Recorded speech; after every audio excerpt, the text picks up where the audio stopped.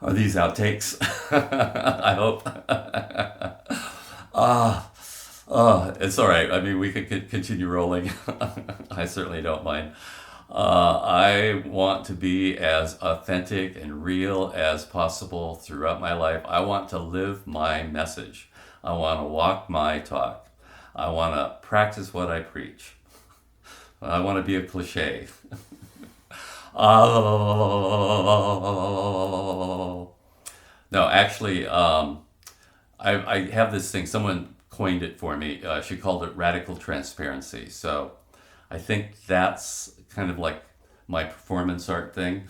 Is my performance art is being radically transparent, and it's not fucking easy. Let me tell you. Oh fuck you. You know, you put yourself out vulnerably, maybe not intentionally vulnerably, but you do. And sometimes, you know, it gets ignored. Sometimes it gets stomped on. Sometimes people react really negatively to it. So, you know, sometimes I have to have my eyes closed because it helps me kind of visualize the story a little bit, or what's going on.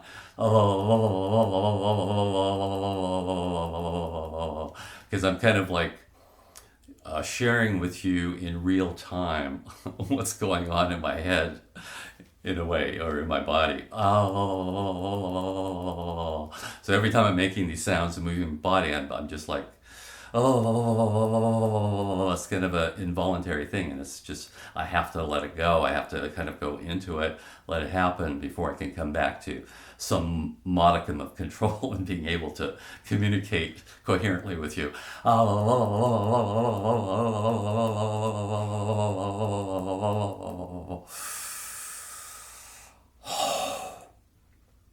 Feel a lot of sensation right in here. It's been happening lately, like for the last maybe month or so, where I've been getting some, what I'd say, clearing, pain clearing in my heart chakra. And I think that that's, you know, partly fear, partly pain from my last, I guess you could call it my major breakup, my biggest breakup, the most painful breakup. Oh my God, it was painful. And so, you know, I feel like there's still some residual stuff. I've cleared a lot, but there's still, I think, stuff to clear. You know how grieving is a natural part of the process. I mean, it takes a long time. One of the ways that I've really helped move that along has been to set an intention to actually receive as many gifts as I could from my time spent with her. That she was this incredible teacher for me. That, you know, it was my soul's desire to get that lesson. Painful as it was something that really served me in ways I didn't expect. And one of these days I'm going to share that story, the longer version. But suffice to say that what happened is that I think it shut my heart down a little bit, maybe a lot. But it's been opening, you know, gradually. Every relationship that I'm in, it opens up more. And so in this relationship, you know, it's like one of these places where I'm doing my best to open my heart, and it's happening.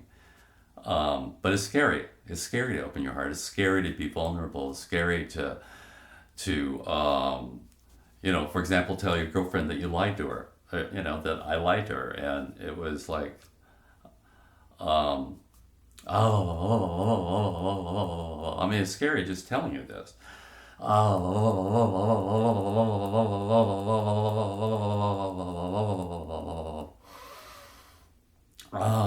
But you know what? One of the things that you know, I do my best not to make myself wrong, so I always reframe things, and I don't think of it as bullshit. or an easy way out, because you got to feel the pain anyway. But we're not really designed to have regret. I mean, we do. It's difficult, but it's not really who we are. And so I want to feel the gratitude of everything that happens. And so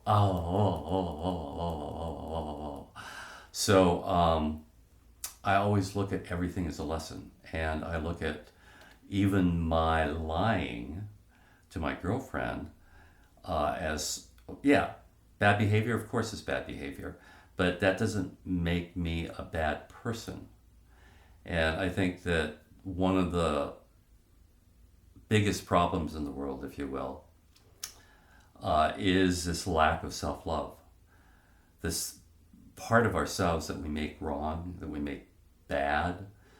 I mean, okay, so for example, the Tibetans, the Buddhists have certain things that you're, excuse me, I'm trying to be as coherent as possible, have certain things that you have to go through, like ignorance, arrogance, jealousy, hatred, that you have to go through these, I guess you could call them like the eye of the needle.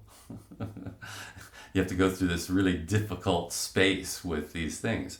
And so, I've learned that lying is just about fear. And so the reason I lied was I can't, I was getting a lot of flack for something that I said. And so rather than standing up for my truth, standing up for my beliefs, my values, who I am, and I apologize for being who I am. I apologize for what I said, even though there was no intent to do harm. It was actually me revealing and vulnerably revealing some part of me. And maybe, I wasn't super clear about it. My soul at work, of course. And so what happened was that I felt like almost like I was blindsided. But it was great. It was great. It was an old buddy of mine who just like kind of lashed out at me. And man, it just kind of freaked me out initially. And all the fear came up. What are people going to think of me? Just a bunch of shit came up, and shame, guilt, fear, all that stuff. And so the easy way out was for me to say, I'm sorry, I won't do it again. And that's just not who I am. It was me denying that part of me that said, yeah, that is who I am. Okay, maybe I am an insensitive asshole, but I feel that I'm also a transformation catalyst, which means that I'm going to trigger people, and I'm a spark. And my girlfriend, some of my girlfriends are, well, most of my girlfriends are like that. They're sparks, lots of sparks. So I think I like drama. That's part of it. So where was I? Was there a response to remorse? Remorse, regret, yes. Because the thing is, we can be there for a long fucking time. But what I say is feel the pain, feel the grief, feel whatever you need to feel, and that's okay, but don't make yourself wrong. It's something that you're always doing the best you can. That is my mantra. I fucking am always doing the best I can. Do I fuck up sometimes? Sure, I fuck up. But that's happening less and less. I think I'm getting extremely skillful in how I am in the world. Now, other people may not believe that, and that's fine. Everyone's got their own opinion. But I think I've gotten to a place now where I really no longer want to apologize for who I am. And I'm just don't want to hide out anymore. I feel like I hide out. I either hide out being arrogant or hide out being really humble, and I'm not that good. So it's I feel like I need to really let my light shine. Man, I had to clear a shitload of fear to be able to say that. Let my light shine, be as big as I can be, and to give my gifts in the world and to offer them.